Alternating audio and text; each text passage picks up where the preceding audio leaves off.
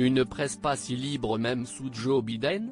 Le 20 janvier dernier, le candidat démocrate était investi 46e président des États-Unis, succédant ainsi à 4 ans d'ère Trump. Un soulagement pour de nombreux Américains, mais aussi pour les journalistes qui pendant tout le mandat du milliardaire étaient considérés comme les fake news, ces fausses informations constamment dénoncées par Donald Trump, qui accusait la presse de s'en prendre à lui tout en lui rendant l'appareil. Mais si Joe Biden a promis un retour de la considération de la presse à la Maison-Blanche, la première demande de l'équipe de communication du président n'a pas plu aux journalistes. Si elle a fait part de son profond respect pour le rôle d'une presse libre et indépendante, Jen Psaki et son équipe semblent en avoir un peu trop demandé aux journalistes accrédités à la Maison-Blanche, lorsqu'elle les a sondés pour connaître en amont les questions qu'ils comptaient poser à la porte-parole.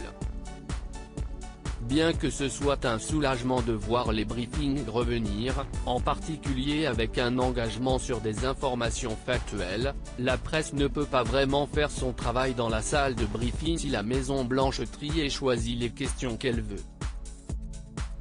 Ce n'est pas du tout une presse libre, a souligné un correspondant à The Daily Beast. Une pratique pas si nouvelle? Un premier faux pas pour l'équipe de communication de Joe Biden, qui s'est toutefois défendu de vouloir sélectionner au préalable les questions qui seraient posées durant ce rendez-vous quotidien.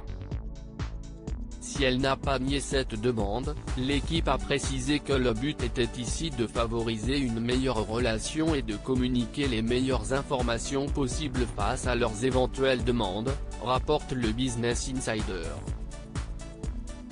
Cette conversation bidirectionnelle est un élément important pour tenir le peuple américain informé de la façon dont le gouvernement le sert, a justifié un porte-parole de la Maison-Blanche, soulignant que cette pratique n'est pas une nouveauté pour les journalistes habitués à suivre la politique américaine.